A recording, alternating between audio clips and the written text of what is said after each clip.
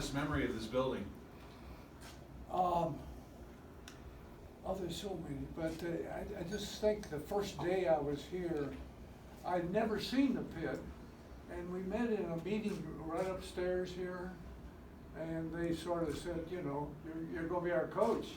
I said, what? I got a request. I'd like to see the gym. You know, I had no idea. I came from Pepperdine, where, you know, it was a high school gym, you know, with it. So, I mean, it just blew my mind. First game, I remember sitting down and the game goes on, I was hyperventilating. I mean, the crowd was just, they never left. I mean, you know, Ellenberger was gone, and Charlie Harrison took over for a half a year. And here was my first experience with going down that ramp. I'm telling you, folks, that was special. You did take over for Charlie at a time that was tough, and you learned to obviously get through those first years. How was your time here overall? When you look back in your career, you've been in a lot of places, but your time at UNM, what's your big takeaway from being the Lobos coach? Because it was a tough time. One negative. In the 4 years of probation, we couldn't go to any tournaments, couldn't recruit, and the pressure was on. We were still playing. I mean, we were playing BYU and all those people, and you know, we're struggling. And then I believe on the start of the 5th year it started to turn.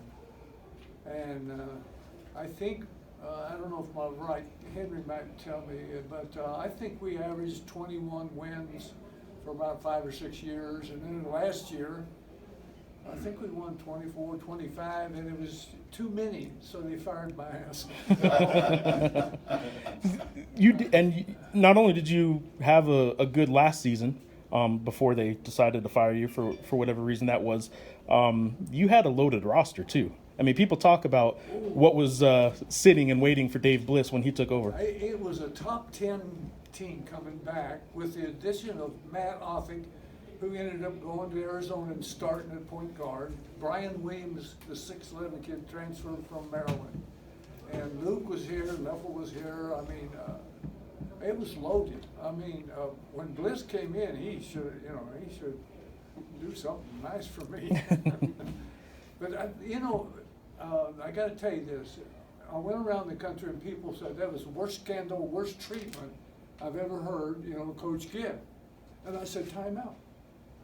And I said, what are you talking about? I said, well, I went to Berkeley and met my wife, who I've been with for 35 years. Now, fate, if I hadn't got fired by Caney, would I have ever met her? No. So, I hate to tell you, folks, but it was worth it. She's wonderful. So what are you up to now? Are you still involved with the sport? What are you doing now? Well, I went with Jerry West at the Memphis Grizzlies for 5. It was unbelievable. I could write a book on each day. And he went on and built the Warriors. Now he's building the Clippers. But anyway, in Japan they had a huge earthquake. The tsunami near Tokyo, waves 150. Well, a good friend of mine was coaching there, and he called me and he said, Gary, these kids over here are devastated. It's wiped out. But would you come over and do some clinics? I said, I'll do them free. So we went over and we did about 20 clinics for these kids. I mean, we were sort of heroes in Japan, And I thought they would remember Hiroshima and Nagasaki and all that, but no, But and then a university over there didn't have basketball. He came to me and said, would you start a program here? I said, yeah. Can I bring 4 Americans? He said, yeah. And so then I go back home and I've been teaching. I teach Tuesdays and Thursdays. Kids that don't know airs in the ball, but and then I play golf about 3 or 4 times a week. And I'm on Social Security. Coach, in all that you've done, where you've been, your experiences, the word legacy always comes up. You ever thought about what your legacy will be, what you would like it to be? Legacy's a big word. Jerry West was trying to recruit Kawhi to go with the Clippers. So he called Kawhi in. He said to Kawhi, you can go across the street and play for the Lakers and win championships, or you can come and play for me and be a legend. So Kawhi goes with West. I don't know anything about legacy. Next question. There's a guy we all are very familiar with around here because he does the color analysis for the radio broadcast, Hunter Green. You got a Hunter Green story that Hunter probably wouldn't tell us? We're playing Arizona. They're ranked number 1 in the country. They were like 22-0 or something. Sean Elliott goes up for a jumper with a second on the clock. Hunter reaches up over him and got that long arms and reaches in and grabs the ball and said, not tonight, Sean. And it was nice walking down the thing and saying, Lou, nice game, brother.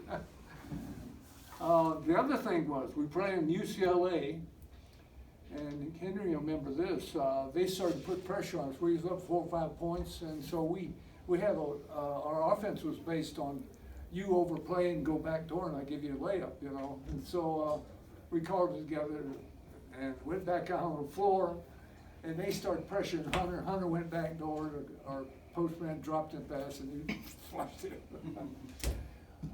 So so you talk about all the great stories and being a coach here, but I mean, just being honored tonight, how big is it? Because I mean, the saying "once Lobo, always Lobo" is pretty true. Yeah. Well, what bothers me a little bit, that the crowd and too much negativity right now in the city. I spent a lot of time with Paul Weir. I'm telling you, this guy is good. I had an assistant named Larry Scheid, which was the smartest guy that I ever worked with. He ended up at Wyoming, and now he's with the Mavericks. He's right in the class with Larry Scheid, Paul. I hope y'all give him a chance. I know I'm gonna do my part. I got a couple of kids over in California, and I'm gonna see if I can get him here. Final Four. What's your memories of the Final Four? Like, were you in the building when all that was taking place? That's when North Carolina State won. Yeah, envy. And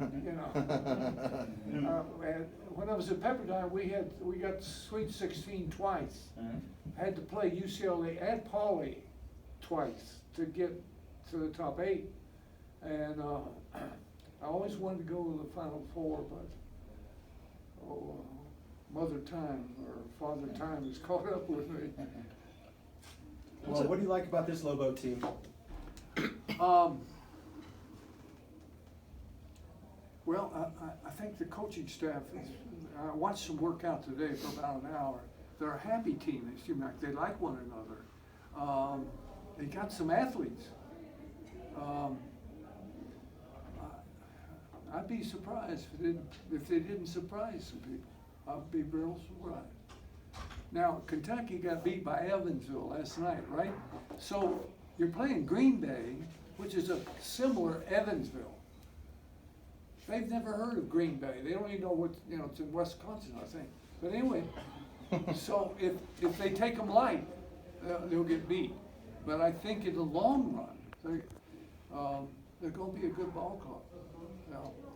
Coach, you went to arenas around the country, around the world for that matter. When the pit is rocking, and back when you coached, it was 18,000 or 19,000. Do many places in your memory compare to the pit? You mean from the high school and Pepperdine? Anywhere you've been, how special is the pit? It was the best, man. I'm telling you, it seemed like I always told people during the national anthem we were 10 points up, But I remember we played Georgetown, and Patrick Ewing and George Scott and Johnny Brown had to guard Patrick. And but I looked over my bench was here, and on the other side was West. I put him right on the wood, right over there. And he sat the whole game like this. He said, I've never seen anything like it in my life. And of course, he's been around the world in Arkansas twice, so he knows.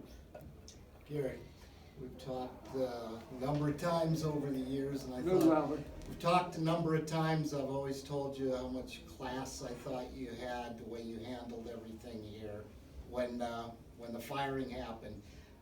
How much did it eat away at you to see the success Dave Bliss had on the court, knowing some of the things that were going on in the program? None. I knew we did what we had to do. You know, there's a song out, Hey Jude by the Beatles, and it says, you know, take a bad song and make it better. I thought we came in here and took a bad situation, and when we left, I thought it was better. You completely cleaned up a mess, and then Dave Bliss went off to do his thing at Baylor and make one of the biggest Yeah. messes in history. I don't know, What I don't was the think we should irony? judge people, you know. Well, how was it for you though, knowing that you had to do all that to clean up and then seeing what he ended up becoming in life? Bliss and I talk from time to time, you know. I tried to pick him up, you know. I knew he got banned from college basketball, I think, for 10 years or something. But, and just like Ellenberger and I were friends. I mean, you know, everybody is guilty. I mean, you know, even Henry T. I know he's got some stuff in his closet we need to know about. But, so we just keep the bottom line, you know, my dad taught me this, you know, don't judge people, you know, because we're all guilty. We're all. How many times have you been back to the pit or to Albuquerque? Not enough. Not enough. I'm excited, you know, I'm excited. Just, but I haven't, I don't know, 3 or 4 times. Did Paul reach out You to know, you? I left here and went to Cal Berkeley and then to Fresno. Hey, and you were busy. to Memphis and, you know, Japan, and so my schedule's been full. Did Paul reach out to you and ask you to come back? Yes. He called me a day and he said, Gary, and he said, I've heard some good things about you. I'd like to pick your brain. And I said, well, let's do it. And we sort of put it together, you know, the last couple of days, but I wish my wife could have come, but, yeah, I'm impressed with the guy. Do you have anything that you would like to say before you finish up? Anything I'd like to do? Anything you'd like to say to everyone before you finish up? What success we had here, if we had any at all, we didn't do it alone. We didn't do it alone. People like T down here. I mean, my assistants, the players, and you see them. I was with Hunter and Smith. George. Talked to Scar. I mean, they came here and they lived here. Well, I thought that was really good. That speaks well of Albuquerque. But you know, I didn't do it alone. You know, I think I actually had some fun doing it. So is that It's perfect. okay? Perfect. Thanks, Thank guys. you all. Let's go.